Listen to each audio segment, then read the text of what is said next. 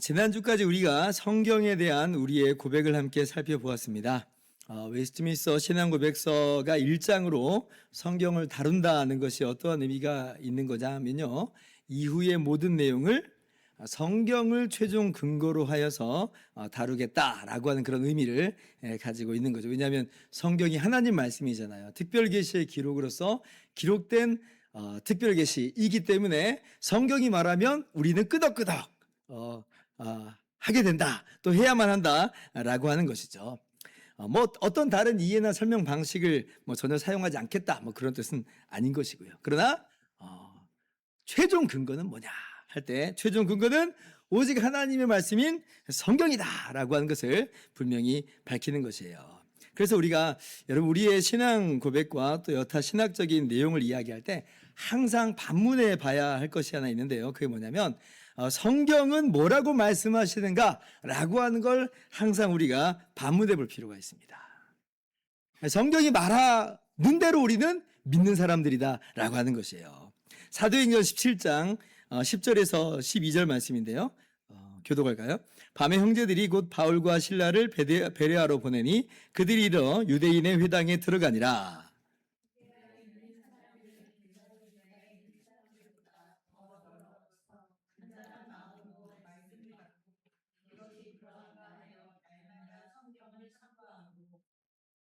같이요. 그 중에 믿는 사람이 많고, 자, 사도 바울께서 베레아에서 복음을 전할 때의 모습이죠. 근데 그 복음을 들을 때도 베레아 사람들이 뭐예요?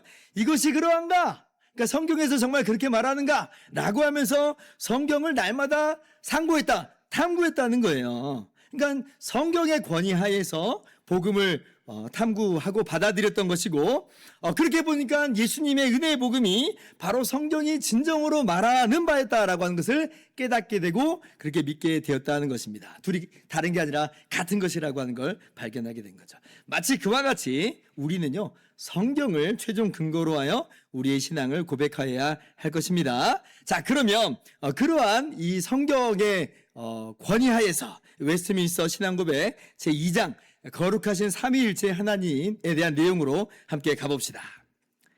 제가 읽을게요. 자, 1항 제2장 거룩하신 삼위일체 하나님 제1항 오직 한 분뿐이시며 살아계시고 참되신 하나님이 계신다. 하나님께서는 존재와 완전함에 있어 무한하시고 지극히 순수한 영이시며 눈에 보이지 않으시고 몸도 부분들도 우리와 같은 성정도 없으시며 불변하시고 광대하시며 영원하시고 불가해하시며 전능하시고 지극히 지혜로우시며 지극히 거룩하시고 지극히 자유로우시며 지극히 절대적이시다. 그 다음 여러분 읽습니다. 시작.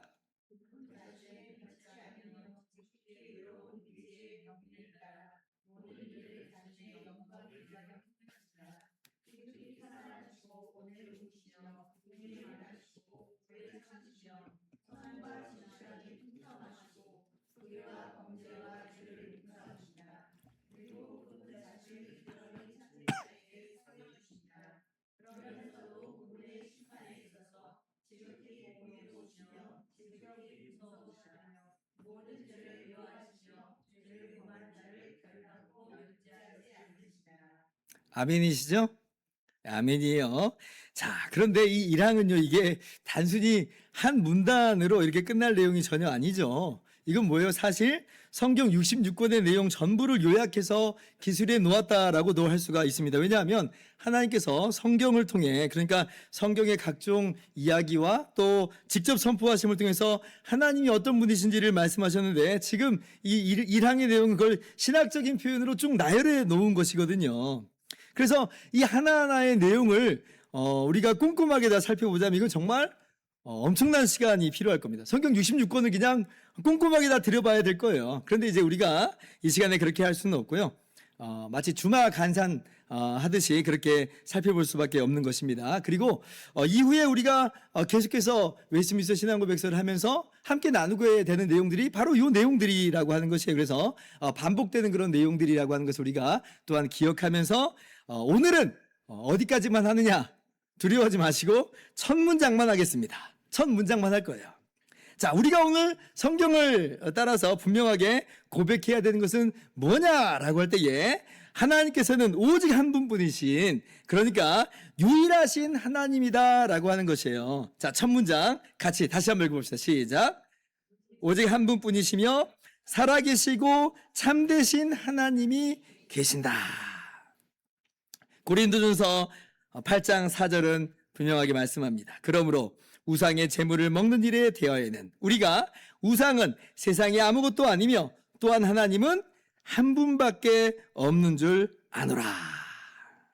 하나님은 한 분밖에 없는 줄 아노라. 여러분, 세상에 소위 신이라고 불리는 것들이 참 많죠. 이 세상에 수많은 종교들이 있고 그들이 숭배하는 수많은 것들이 있잖아요. 신약 성경이 쓰여졌던 당시에도 뭐 제우스니 포세이돈이니 하는 수많은 신들이 있었어요.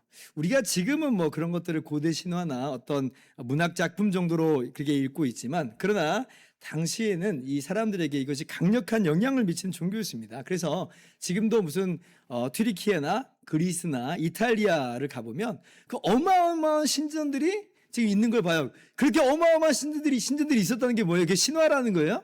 그 당시 사람들에게 이건 지금 그 사람들에게 강력한 영향을 미쳤던 종교였어요. 종교. 자, 그런데 오늘 성경은 뭐라고 말씀하는 거예요? 그것들이 다 우상이다. 우상이다.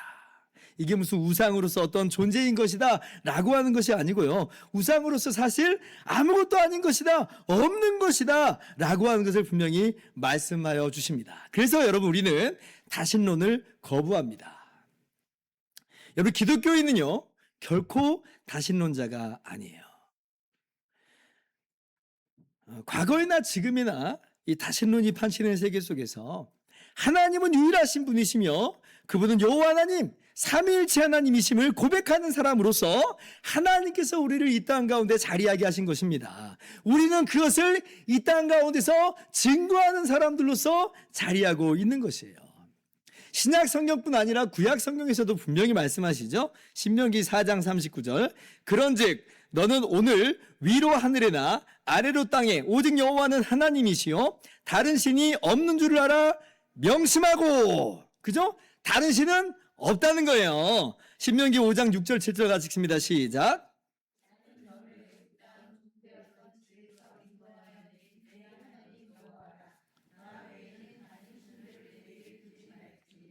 우리가 잘 알고 있는 십계명 제1계명 말씀이죠. 지금 다른 신들을 내게 두지 말지니라 하는 게 지금 뭐 다른 신들이 있는데 이제부터는 그것들을 섬기지 말라, 그런 게 아닙니다. 왜 그래요? 바로 위에 신명기 4장 39절에서 이미 말씀해 주셨잖아요. 다른 신들은 없는 줄 알아 명심하고. 그러니까 다른 신들은 없기 때문에 다른 신들을 두지 말라는 거예요. 지금까지 이스라엘은 어떤 모습으로 살았어요? 애굽에서 400년 동안 종살이하면서 애굽의 수많은 그런 신들, 소위 수많은 신들 속에서 살았습니다. 그 우상들을 보고 사는 거예요. 무슨 태양신 라 뭐 이런 거 있었잖아요. 근데 그 모습 다 버리라는 거예요. 이제 하나님께서 이스라엘을 가나안 땅으로 인도하여 드리실 것인데 그 가나안 땅에도 수많은 우상들이 있습니다. 바알과 아세라 뭐 그런 것들이 있었어요. 그 민족들이 섬기는 우상들이 있는 것인데 여러분, 그것들 따라가라는 거예요? 절대로 따라가지 말라는 거예요. 왜냐하면 다른 신들은 없기 때문에 그렇습니다. 오직 여호와 하나님만이, 삼위일체 하나님만이 유일하신 하나님이기 때문에 그런 것이에요. 그러므로 그 고대 근동의 세계에서 살아가는 이스라엘의 위치라고 하는 것은 지금 수많은 우상들을 섬기는 그 나라와 민족 속에서 오직 여호와 하나님만이, 삼위일체 하나님만이 참 하나님이다 라고 하는 것을 증거하면서 그렇게 살아간 사람들입니다. 이게 우리의 삶의 모습이고 정체성이어야 된다는 걸 우리가 꼭 기억을 해야 되는 것이에요. 오늘날 다원화된 세상에서는 어떻게 보면 참 부담스러운 말씀일 수도 있겠습니다만, 그러나 여러분, 이스라엘 사람들이하고는 안 그랬겠어요? 마찬가지예요. 예나 지금이나 마찬가지라고 하는 거예요. 성경이 기록된 시대에 얼마나 수많은 신들이 있었는데요. 그러면 그 가운데서 무슨 갈등과 충돌이 전혀 없었겠습니까? 그럴 리는 없죠. 그러나 그 세계 속에서 우리는 오직 여호와 하나님만이 참 하나님임을 그렇게 꿋꿋하게 그렇게 증거하면서 살아가는 사람들이다.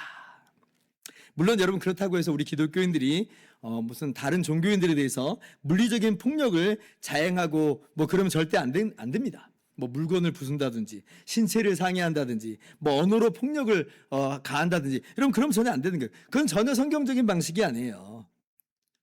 그런데 반대로 또 아닌 건 뭐냐면 상대방을 뭐 존중한다는 미명하에 너도 맞다고 그러고 나도 맞다고 하자. 뭐 술에 술 탄 듯 물에 물 탄 듯 그것도 전혀 성경적인 방식은 아니에요. 그래서 우리 바울 사도의 이 모습을 보면 우리가 어떠한 모습으로 살아가야 될지를 우리가 정확히 좀 발견하게 되는데요. 사도행전 19장 26절 37절 말씀을 교독합시다. 이 바울이 에베소뿐 아니라 거의 전 아시아를 통하여 수많은 사람을 권유하여 말하되 사람의 손으로 만든 것들은 신이 아니라 하니 이는 그대들도 보고 들은 것이라. 37절.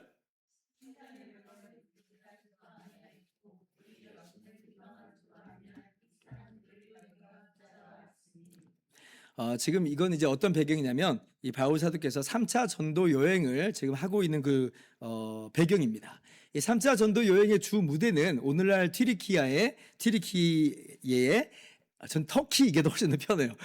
튀르키예의 에베소라고 하는 도시였습니다. 거기서 3년간 사역하면서 수많은 사람들에게 복음을 전하고 또 그렇게 해서 수많은 사람들이 예수님을 믿게 되는 일이 있게 된 것이에요.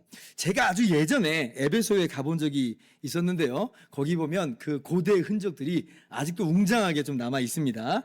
그런데 이제 그 당시 고대 시대 때 당시 에베소에는 소위 세계 7대 불가사의라고 하는 아데미 신전이 있었어요. 아르테미스 신전이 있었습니다. 지금은 신전 없어요. 그냥 기둥만 하나 지금 딸랑 있는 그 상황입니다. 그런데 그 당시에는 다 온전한 모습으로 있었던 것이에요. 근데 세계 7대 불가사의라고 할 정도면 그 규모라고 하는 게 어마어마한 규모로 자리하고 있었던 것이죠. 자, 그런데 에베소의 그 아데미 신전에서 우상을 섬기는 사람들이 지금 어떤 상황을 지금 표출하고 있는 거냐면 위기감을 지금 표출하고 있는 거예요. 지금 26절은 데메드리오라고 한 사람이 하는 얘기입니다. 근데 위기감을 지금 표출하고 있죠. 이 사람이 은장색이에요. 지금 우상을 만들어다가 그것으로 벌이를 하면서 살고 있었는데 지금 바울이 복음을 전하면서 사람의 손으로 만든 것들은 신이 아니라고 하니까 사람들이 우르르 지금 바울이 전하는 복음을 지금 믿고 받아들인다는 거예요. 그러니까 자신의 생계가 위협을 지금 느끼게 된 것이죠. 그래서 같은 일을 하는 사람들을 모아다 놓고 소동을 벌이는 것이 19장 26절의 이야기입니다. 자, 그럼 생각해 봅시다. 왜 이렇게 위기감을 느꼈다는 거냐? 바울이 뭐 물에 물 탄 듯, 술에 술 탄 듯 그렇게 복음을 전했다는 거예요? 그렇지 않았다는 거죠. 데메드리오가 인지할 정도로 지금 뭐라고 말해요? 지금 사람의 손으로 만든 것들은 신이 아니라 바울이 정말 명확하게 그 문구를 썼는지 안 썼는지는 우리가 정확히 알 도리는 없지만 데메드리오가 이렇게 인지할 정도라고 한다면 바울은 분명하게 진리를 이야기했다는 거예요. 어떤 진리? 하나님은 오직 유일한 한 분이시다라고 하는 거예요. 오직 여호와 하나님만이 삼위일체 하나만이 유일하신 참 하나님이다 라고 하는 걸 분명하게 이야기한 거죠. 그러면 그게 어떤 의미가 되는 거예요? 다른 것들은 하나님이 아닌 것이죠. 우상이라고 하는 거예요. 그러니까 다른 것에 대해서 이러쿵저러쿵 설명을 안 했다 할지라도 오직 유일하신 하나님을 이야기했다는 것에서 지금 다른 것들은 우상으로서 명백하게 이야기하였다라고 하는 거예요. 이게 바울의 이야기인 거죠. 다른 사람들은 이거를 배타성이라 하고 해서 폄하하기 일쑤입니다. 그런데 여러분 이건 단순한 배타성의 이야기가 아니고요. 진리를 진리로 이야기할 때 필연적으로 나타날 수밖에 없는 현상입니다. 마치 예를 들면 이런 거예요. 1 더하기 1은 2입니다. 근데 누가 3이라고 썼고 4라고 썼어요. 그러면 너도 맞다고 하자 나도 맞다고 하자 이러면 돼요? 그럴 수 없잖아요. 그건 틀렸어 라고 아니 X를 그어야 되잖아요. 오답이야 하는 것과도 같아요. 진리를 진리로 말하는 것은 반드시 무엇을 그 안에 내포하게 되어 있냐면 모든 비진리를 향해서 비진리다라고 이야기하는 것을 내포하는 거예요. 그러니까 불가피하게 충돌 아닌 충돌이 있게 되는 것이죠. 그런데 그렇다고 해서 폭력이 동반되는 것은 절대 안 되는 일인 것이에요. 바울의 모습 보세요. 자, 지금 소동이 이렇게 커지니까 에베소의 서기장이 나와서 무리를 진정시킵니다. 이게 왜 그러냐면 지금 에베소는 당시 로마 제국의 식민지였는데 지금 사람들이 모여서 지금 소동을 일으키고 있어요. 그러면 자칫 로마 제국을 자극할 수 있는 그런 일이 되게 되는 거예요. 그래서 진정을 시키는데 37절에 이제 서기장이 이거 말하는 거예요. 뭐라고 말해요? 신전의 물건을 도둑질하지도 아니하였고 우리 여신을 비방하지도 아니한 이 사람들, 이렇게 얘기하죠. 그러니까 바울이 뭐 했다는 거예요? 진리를 진리로서 분명하게 이야기했지만 그러나 다른 사람들에 대해서, 우상 숭배자들에 대해서 언어로나 물리적으로나 어떠한 폭력적인 방법을 절대로 구사하지 않았다라는 겁니다. 정리가 되셨죠? 그러니까 정말 이 말씀을 정리를 해보자면 바울은 공손하게 복음을 전했어요. 그러나 단호하게 진리를 전한 거죠. 다른 사람들을 뭐 존중한답시고 타협하듯 하지는 않았다는 것이, 이것이 오늘날 다원주의적인 세상을 살아갈 때 우리의 마땅한 모습이요 또 우리의 신앙 고백이어야 하는 것입니다. 에이, 누가 알아? 다른 신이 있을지도 몰라요. 아니요, 우리는 절대 그렇게 믿거나 고백한 사람들이 아니에요. 오직 여호와는 하나님이시요 다른 신이 없는 줄 알아, 명심하라, 분명히 말씀하잖아요. 우리는 성경을 최종 근거로 해서 분명히 고백할 수 있어야 하겠습니다. 오늘 우리가 함께 읽은 디모데전서 1장 말씀도 분명히 이것을 말씀하고 있지요. 같이 읽어봅시다. 다시 한번 시작. 영원하신 왕 곧 썩지 아니하고 보이지 아니하고 홀로 하나의 신 하나님께 존귀와 영광이 영원 무궁하도록 있을지어다. 아멘. 하나님은 홀로 하나의 신 하나님이신 것이다. 여호와 하나님, 삼위일체 하나님만 유일하신 하나님이세요. 오직 여호와 하나님만이 찬양과 존귀와 영광을 받으시기에 합당하십니다. 그래서 다른 신이 있다거나, 그래서 뭐 다른 신을 섬긴다고 하는 것은 그 유일하신 하나님을 모독하는 일이에요. 그분의 영광을 찬탈하는 모습이다. 이게 그냥 쉽게 넘어갈 그런 일은 전혀 아니라라고 하는 것입니다. 그건 우상 숭배로서 하나님이 정말 미워하는 모습이에요. 우리가 그러한 모습 속에 그러한 모습을 주의하고 경각심을 바르게 가질 수 있어야 되겠습니다. 그럼 목사님, 뭐 우상은 그럼 단순히 헛개비인가요? 좀 궁금해서 물어보는 거예요, 목사님. 예, 우상은 헛개비예요. 여러분 그런 걸 전혀 의식할 필요가 없습니다. 그냥 나무일 뿐이고 그냥 돌일 뿐이에요. 예전에 우리나라도 옛날에 예수님 믿고 나서 이제 자기들이 그동안 섬겼던 우상 단지들을 깨뜨릴 때 좀 무서워하시는 분들이 있었습니다. 마치 여전히 거기에 뭔가 좀 뭐 영험한 것이 깃들어 있을까봐라고 이제 해서 감히 손을 못 대가지고요, 목사님들이 다 깨부시고 그랬던 적이 있었어요. 근데 전혀 두려워할 필요가 없어요. 왜냐하면 헛개비일 뿐이에요. 자, 그런데 동시에 우리가 기억을 해야 될 건 뭐냐면, 알아야 될 건 뭐냐면, 근데 그 헛개비를 가지고 사람들의 마음을 장악하려고 하는 악한 영들이 있다는 건 또 우리가 별도로 좀 알 필요가 있습니다. 그러니까 헛개비가 아니라고 하는 게 아니라 헛개비인데 이제 그걸 가지고 사람들의 마음을 미혹하고 흔들어 놓는 영적인 세력이 있는 거죠. 타락한 천사들, 그러니까 마귀와 그 추종자들이 있잖아요. 그래서 뭐 어떤 더러 신비한 현상이 뭐 있을 수도 있습니다. 뭐 예를 들면 무당 굿하는 거나 점치는 거나 그런 걸 통해서 귀신들이 장난치는 게 있을 수 있거든요. 근데 그렇게 해서 헛개비가 아니었다라고 하는 게 아니라 장난치는 거예요. 그리고 우리가 분명히 기억할 건 뭐냐면, 우리는 유일하신 참 하나님을 믿는 사람들이기 때문에 그게 무슨 하나님과 대등하다거나 하나님과 방불한 그런 것이 전혀 아니기 때문에 당연히 전혀 두려워할 필요가 없는 겁니다. 거기 휘둘릴 필요도 없는 거죠. 그래서 지난번에 김대진 목사님께서 와서 이제 말씀을 전하셨는데 언제 이사하신다고 그랬어요? 기억나세요? 손 있는 날에 이사하신다고 그러잖아요. 세상 사람들은 마치 지금 그날에 뭐 이사를 하면 문제가 생기는 것처럼 부정타고 아주 애군이 끼는 것처럼 생각을 하지만 아니요, 헛개비예요. 우린 거기에 전혀 매일 일이 아닌 거죠. 오히려 이사 비싸니까 손 있는 날에 이사하시기 바랍니다.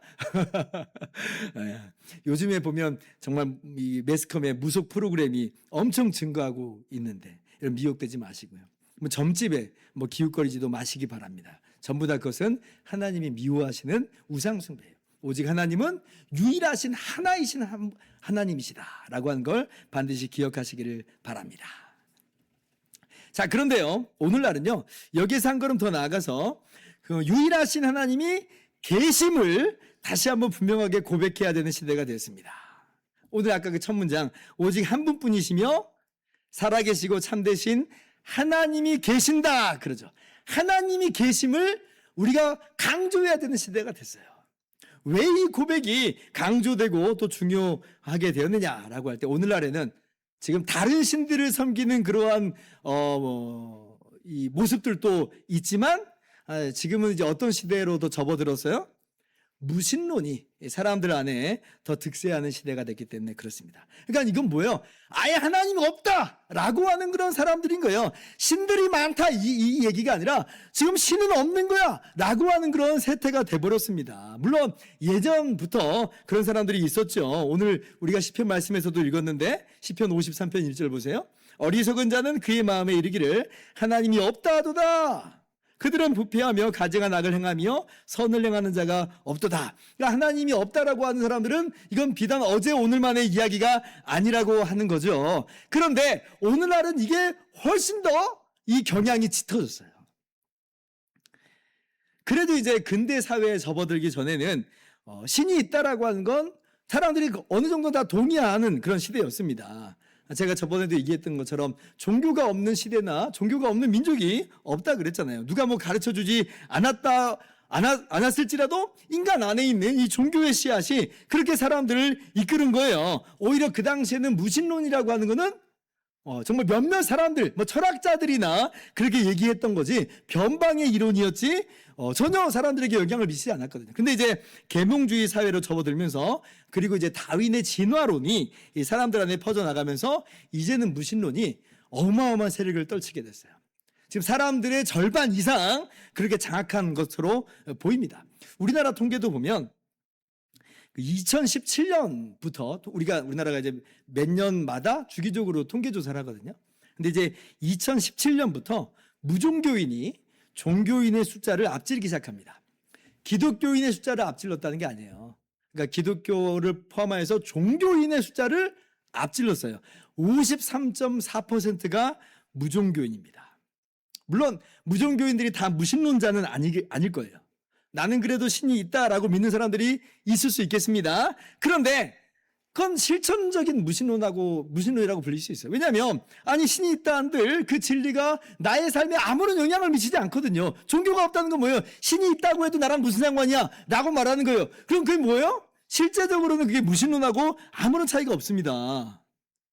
신이 있는데 나랑 상관이 없어. 이럴 수 있나? 그죠?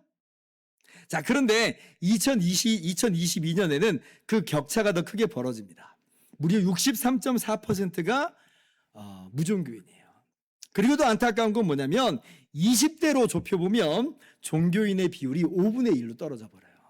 그러니까 점점 아랫세대로 가면 갈수록 신이 없다라고 한다든지 뭐 신이 있다 한들 나랑 무슨 상관이야 라고 하는 실천적 무신론자들이 돼버린 거죠. 여러분, 우리나라만의 현상이 아닙니다. 미국에서도 신이 존재한다는 응답이 74%예요. 우리나라보다는 낮죠? 그런데 2001년에는 90%였던 것이 떨어지고 있는 거예요.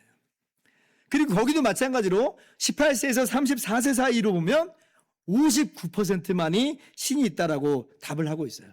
점점 하향 곡선이에요. 자, 그럼 몇 년 뒤에 다시 조사해보면 어떻게 될까요? 참 두려운 일이 아닐 수가 없는 겁니다. 그러나 우리는 이 시대 속에서 또한 분명히 고백할 수 있어야 되는 것이에요. 유일하신 참 하나님이다 라고 하는 고백과 더불어서 바로 그 하나님이 계신다는 거예요. 하나님이 계신다. 만물을 창조하시고 주권자가 되시는 하나님이 계신다. 예레미야 10장 10절 말씀 같이 읽습니다. 시작.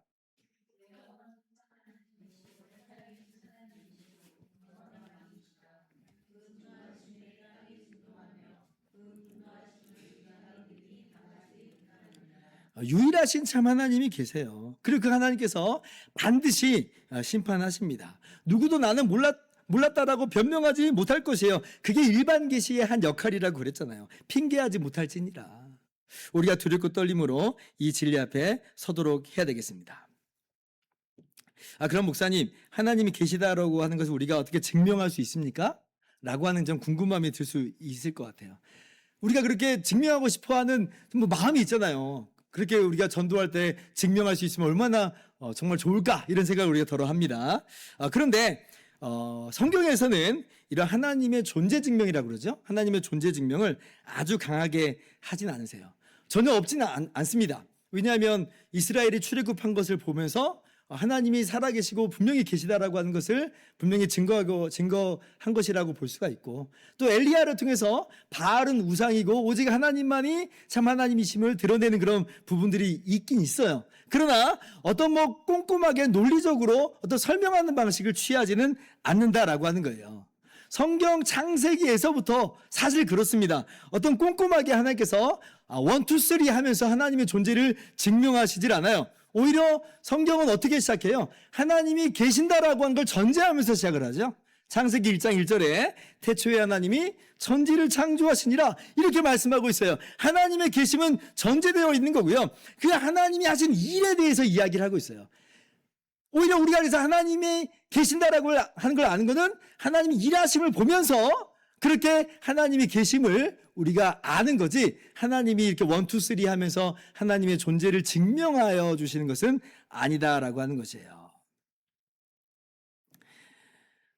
그런데 그럼에도 불구하고 우리가 오늘 잠깐 하나님의 존재 증명에 대해서 어느 정도는 좀 알면 도움이 되는 측면이 있습니다. 이제 지난번 우리가 1장에서 성경에 대해서 이야기할 때 하나님께서 일반 계시를 통해서 하나님의 되심을, 하나님의 계심을 드러내 보여주셨다 그랬죠. 기억을 좀 더듬어 보면 본성의 빛과 창조와 섭리의 일들은 사람이 핑계할 수 없을 정도로 하나님의 선하심과 지혜와 능력을 너무나도 명백하게 나타내고 있다라고 그렇게 이야기했잖아요. 그래서 그렇게 해서 우리가 하나님이 계신다라고 하는 것을 우리가 알 수 있는 것이고, 철학적으로도 이제 신존재 증명이라고 하는 걸 통해서 우리가 어느 정도는 좀 하나님이 계신다라고 하는 것에 대해서 이해를, 도움을 좀 받을 수 있는 부분들이 있어요. 아마 여러분 어쩌면 철학 시간에 학교에서 배웠을지도 모르겠는데 4가지의 신존재 증명이 있는데 그 정도는 우리가 좀 알면 좋겠습니다. 첫 번째는 존재론적인 신존재 증명이 있어요. 이게 뭐냐면 완전한 존재가 있으니까 인간은 완전자에 대한 관념을 갖는다라고 하는 겁니다. 그러니까 왜 우리가 완전자, 신에 대한 관념을 갖느냐라고 할 때 그건 신이 있기 때문이다라고 하는 거예요. 이게 보편적인 인류가 이 신이라고 하는 관념을 갖고 있다라고 하는 이 종교의 씨앗이라고 하는 그 내용이 이 부분하고 좀 맞닿아 있습니다. 그러니까 그게 괜히 그렇게 갖게 된 개념이 아니라 정말로 그러한 분이 있기 때문이다라고 하는 거예요. 두 번째, 우주론적인 논증이 있어요. 이게 무슨 얘기냐면 이 세상은 존재하는 것이 있고 이 세상은 존재하고 있고, 그리고 이 세상의 모든 존재는 선행하는 원인이 있는데 이걸 거슬러 올라가면 뭐예요? 자신은 원인되지 않으면서 다른 것들의 원인이 되는 바로 그 첫 원인이 있는 것이에요. 이걸 이제 우리가 철학에서는 부동의 원인자 이렇게 얘기합니다. 그게 없으면 존재 자체가 있을 수가 없는 거예요. 그래서 있을 수밖에 없다. 그게 바로 신이다 라고 하는 그런 증명의 방식이죠. 셋째, 목적론적인 논증이 있습니다. 이건 뭐냐면 세계의 모든 만물은 질서와 조화와 목적이 있는데 그걸 보면 그걸 만든 분이 있다라고 하는 거예요. 예를 들면 시계가 있잖아요. 시계는 시간을 알게끔 하는 목적이 있잖아요. 시간을 알게 하는 그러한 목적을 가진 시계를 보면 이걸 설계하고 의도하고 만든 존재가 있다라고 하는 걸 우리가 알게 되는 거죠. 그러니까 이 세상에 목적이 있다는 걸 믿어요? 그러면 이것이 정말 정밀하고 조화롭고 의미 있고 가치 있는 것을 볼 때 만드신 분이 있을 수밖에 없는 거예요. 이건 이제 성경에서도 분명히 이야기하는 바죠. 히브리서 3장 4절, 집마다 지으리가 있으니 만물을 지으신 이는 하나님이시다. 그러니까 모든 것의 원인으로서 이건 우주론적인 논증이기도 하고, 그리고 집이라고 하는 목적을 보면 목적론적인 논증을 성경이 아울러서 이야기하는 그런 내용이기도 합니다. 마지막 4번째는 도덕론적인 논증이 있어요. 그러니까 이 세상에 도덕이라고 하는 기준이 있다는 것 자체가 뭘 말하는 거냐? 입법자가 있다는 걸 말해주는 것이에요. 그리고 만약에 그러한 입법자와 재판관이 없다라고 한다면 이 세상이 얼마나 암울하겠느냐라고 이야기하는 겁니다. 그래서 칸트 같은 불가지론자도 이런 측면에서 자기는 하나님이 있는지 없는지 모르겠다라고 하는 사람인데, 근데 하나님이 요구된다라고 말할 정도예요. 하나님이 요구된다. 그렇잖아요. 여러분, 짐승의 세계에서 무슨 도덕이 요구되나요? 그렇지 않잖아요. 그냥 그건 양육강식의 세계인 거예요. 만약에 입법자여 재판관이신 하나님이 안 계신다고 한다면, 그래서 도덕이라고 하는 게 없다면, 그럼 짐승이나 인간이나 무슨 차이가 있겠어요? 왜 우리가 도덕을, 그 기준을 따라가 살아야 됩니까? 우리가 짐승같이 산다고 해서 누가 뭐라고 하겠어요? 도덕이 없다면 그래요. 그러니까 칸트 같은 사람도 정말 이 도덕의 입법자요, 재판관이신 신이 필요하다라고 그렇게 이야기를 한 거죠.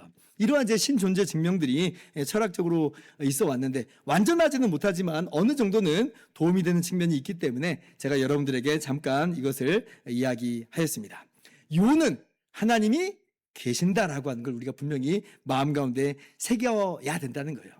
무엇보다도 성경이 분명히 유일하신 참 하나님이 계심을 우리 가운데 분명하게 선포하고 있기 때문에 우리는 성경의 진리를 확고부동하게 붙잡아야 되는 것입니다. 신이 있어도 그만이요, 없어도 그만인 것이 아니에요. 종교는 단지 나의 마음의 평안이나 어떤 행복한 감정으로 내 기분을 좋게 만드는 것이 아니라는 겁니다. 유일하신 하나님이 계세요.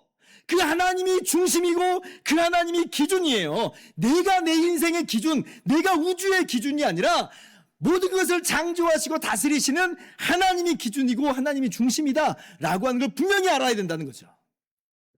자, 이제 말씀 마치도록 합니다. 오늘 우리는 오직 한 분뿐이시며 살아계시고 참되신 하나님이 계신다라고 하는 이 성경의 진리를 우리의 신앙 고백으로 함께 살펴보고 고백하였습니다. 이제 다음 주에는 우리가 하나님은 어떤 성품을 가졌는지를 우리가 하나님의 비공유적 속성과 공유적 속성으로 해서 함께 살펴보고자 합니다. 그래서 오늘은 이 본문 말씀을 다시 한번 읽는 것으로 마치도록 하겠습니다. 같이 한번 디모데전서 1장 17절 다시 한번 읽어봅시다. 시작.